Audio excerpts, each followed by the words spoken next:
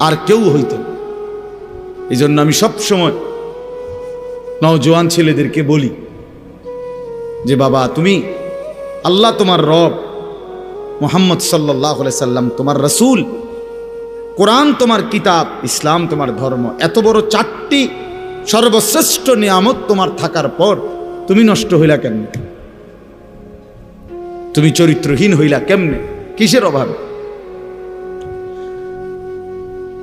তুমি এক ওয়াক্ত নামাজ পড়তে চাও না, আল্লাহকে চেনো না, আখিরাত পরকাল বলতে কিছুই ভাবো না, এত বড় অসভ্য কেমনে হইলা?